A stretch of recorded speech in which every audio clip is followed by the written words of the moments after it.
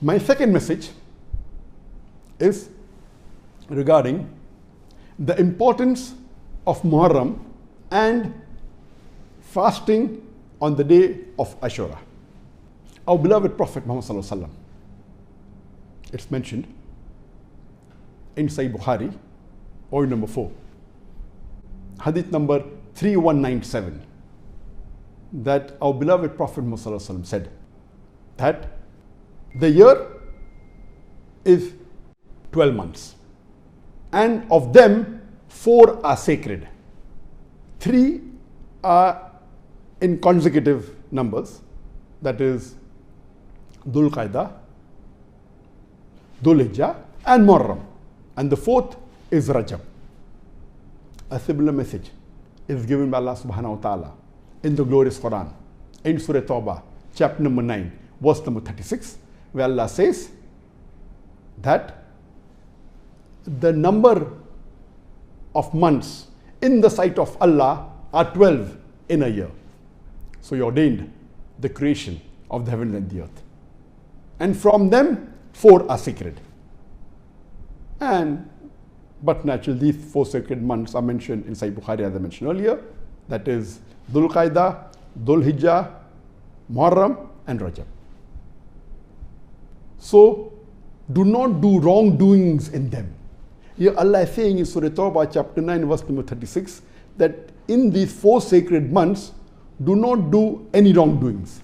That means if a person does any sin, the sins are more graver in these 4 sacred months. They are more heavier in these 4 sacred months. And the good deeds that you do, they will be more rewarding. So the Muslims should see to it that during the 4 sacred months, they should be more careful. They should abstain from all the sins, especially the major sins, as well as almost all the minor sins too. And we should do as many good deeds as possible. Time will not permit me to repeat all the good deeds, and I had done that earlier when I spoke about the virtues of Dhul Hijjah. I had mentioned 45 good deeds, the faraiz, the mustahab, the other sunnahs, etc. It is further mentioned in Sahih Muslim, volume number 3, hadith number 2755. Our beloved Prophet ﷺ said that the most important fast after the fast of Ramadan is in the month of Allah, in Muharram, referring to the day of Ashoora. And the most important salah after the first salah is the night prayers, that is the Qiyamul Layl, Tahajjud and the Witr. It's further mentioned in Sahih Muslim, volume number 3, hadith number 2746. Our beloved Prophet ﷺ said that fasting on the day of Ashoora, the 10th of Muharram, I will pray to Allah subhanahu wa ta'ala that may He forgive the sins of the previous year. That means if a person fasts on the 10th of Muharram, on the day of Ashoora, all your sins of the previous year will be washed away. But natural, these sins are referring to the minor sins, not counting the major sins. That means the most important fast after the further fast of Ramadan is the fasting of Ashoora. But scholars differ, fuqahas. Most of the fuqahas say that the most important fast is the fasting on the day of Arafah, because on the day of Arafah, besides the sins of the previous year being washed away, even the sins of the future 1 year is washed away. That means if you fast on the day of Arafah, 2 years of sins are washed away. The previous year and the following, that is the next year. If you fast on the day of Ashoora, only 1 year, that the previous year's sins are washed away.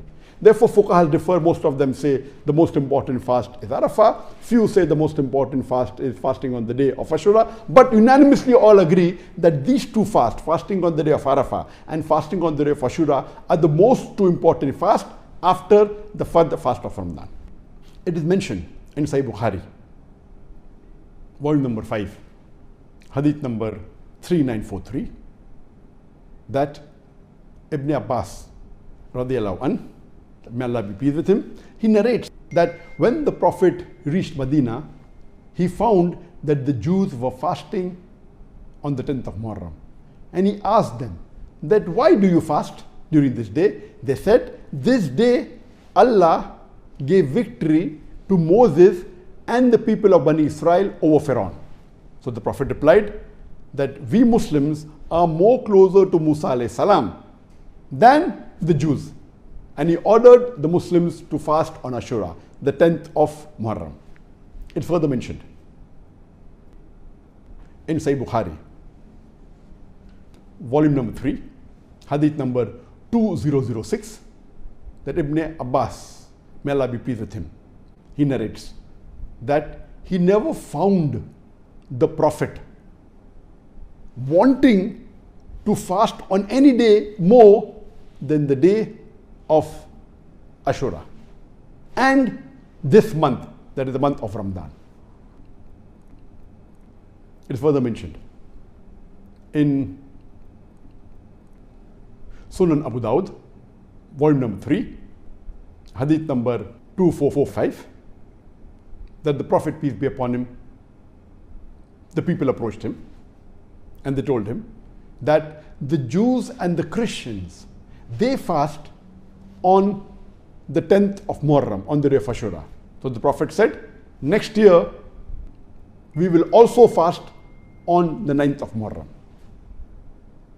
It's mentioned in Musnad Ahmad, volume number 2, hadith number 2154, that the Prophet said, do the opposite of what the Jews and the Christians do. Besides fasting on the 10th of Muharram, also fast on the 9th or the 11th of Muharram. Because of this, when you read the Sharah of Sahih Bukhari, Hafiz Ibn Hajar Asqalani, he says that fasting of Ashoora is of 3 levels. The lowest is fasting on the 10th of Muharram, the day of Ashoora. The second is fasting on the 9th and the 10th of Muharram. And the highest is fasting on 9th, 10th and 11th of Muharram. That means we Muslims, we learn from all the hadiths that Muharram is the month of Allah. It's one of the 4 sacred months. In these sacred months, we should do good deeds, abstain from doing bad deeds. And the best is that we fast on all 3 days, the 9th, the 10th and the 11th of Muharram. That is the best. If you cannot fast for 3 days, at least fast for 2 days, 9th and 10th of Muharram or 10th and 11th of Muharram. If you cannot fast for 2 days and you can only do for 1 day, then the least of the least you can do is fast at least on the 10th of Muharram, on the day of Ashoora. This was the short message on the importance of Muharram and fasting on the day of Ashoora.